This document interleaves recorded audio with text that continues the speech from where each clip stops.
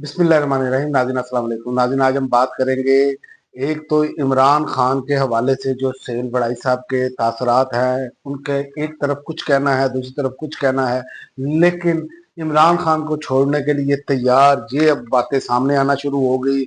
और इसके अलावा फैसल बाडा ने भी ये क्लियर कर दिया। और उसके अलावा स्वाबी में भी क्लाउड बर्स्ट से बड़ी तबाही और जो अब सैलाब की सूरत हाल है वो काबू से बाहर होना शुरू हो गई है।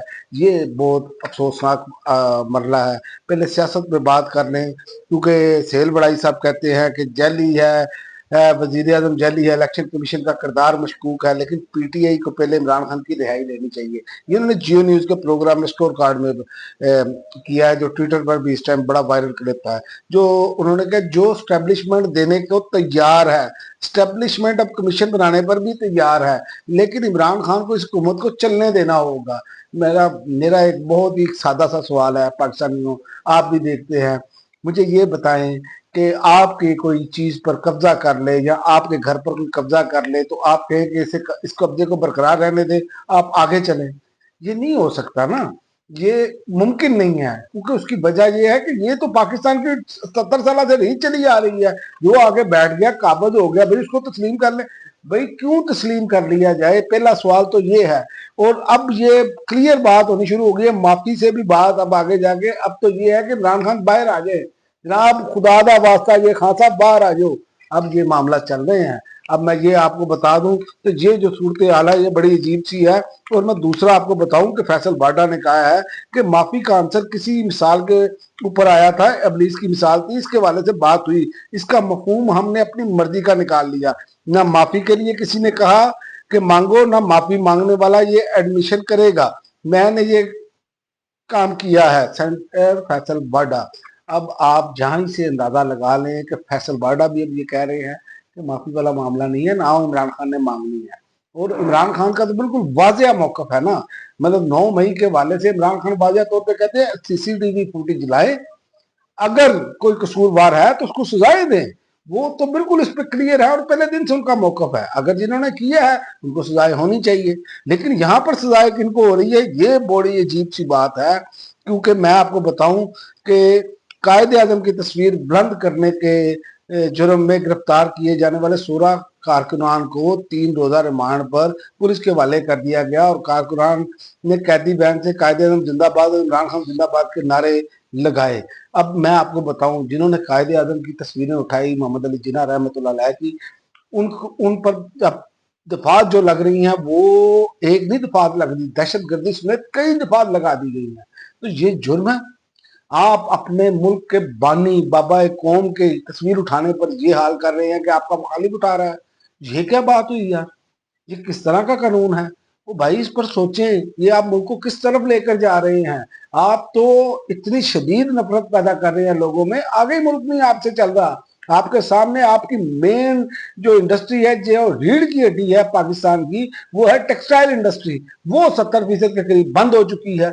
और आप कह रहे हैं कि जनाब सब अच्छा है, तो सब तो अच्छा नहीं है। अगर सब अच्छा होता तो मैं आपको बताऊं ये मुतालबे ही नहीं आने थे कि इमरान खान माफी मांगे या इमरान खान को ये कर दीजिए। भाई इमरान खान को आप मेरिट पे छोड़े और आगे की बात चले, ये बेहतरीन सोल्यूशन है और ये इन सियासी जमातों के लिए भी सोल्यूशन है। और मैं आपको एक और बात बताऊं कि खान साहब पर मुलाकातों पर एक बार फिर गैर एलानिया पाबंदी लग चुकी है। इनका खौफ इन पर इतना तारी है कि एक तरफ ये कह रहे हैं, दूसरी तरफ इमरान खान पर गैर एलानिया पाबंदी है मुलाकात में। 6 अगस्त के बाद वो अपने अहले खाना और वकला से नहीं मिल सके, जबकि जीएचक्यू हमला केस की समाप्त भी नहीं की गई। और खान साहब का मौकफ आना बहुत जरूरी है, वो इसलिए कि ज़िमनी इंतखाबात के हवाले से भी, और इसके अलावा जो सेल बड़ाई सब बातें कर रहे हैं, ये जो बातें आ रही हैं, इस पर इमरान खान का मौकफ भी तो आना चाहिए ना। लेकिन ये क्यों मुलाकातें बंद हैं, ये इसी वजह से बंद है। लेकिन मैं आपको बताऊं, इंटरनेशनल दबाव बढ़ता जाएगा। पाकिस्तान में एक जाम सी सूरत हाल है, ये बात माननी पड़ेगी। तो इससे निकलना है तो इमरान खान का बाहर आना जरूरी है। और दूसरा, जिस हुकूमत को चलने दें। भाई इमरान खान क्यों, मतलब कि इस हुकूमत को तस्लीम कर लें जबकि सारी बुनियाद ही झूठ पर खड़ी है। तो इस पर खुदारा सोचे, पाकिस्तान का ये ना हो कि नाकाबिल तलाफी बिल्कुल ही नुकसान हो जाए। तो इसको रिकवर करना इंतहाई मुश्किल हो जाए, ये हमारे लिए बहुत ही बड़ा अलमिया होगा। और आखिर में मैं आपको बताऊं कि सैलाब ने तबाही फेर के रख दी है। स्वाबी में क्लाउड बरस से बड़ी तबाही आ गई है। फिर मुतअद्दिद मकानात मुनहदम और 15 अफराद जाँ बहक हो गए हैं। और उसके अलावा 8 लाशें निकाल ली गई हैं वहां से, और 15 से जायद अफराद के दबे होने का, मलबे तले दबे होने का खदशा है, जिनमें मकान गिरने से 2 खवातीन 2 बच्चे जहां बहक हुए हैं। तो ये हमारे मामलात है और सैलाब बढ़ता जा रहा है। और इसके अलावा मैं आपको बता दूं कि चेयरमैन एनडीएमए ने मौसूल के मजीद 2 खतरनाक स्पेल से का जो बता दिया है। और उसके अलावा अब जो मुल्क भर में बारिशों से और सैलाब से लाखों की तादाद जो है वो 650 से तजावज कर गई है।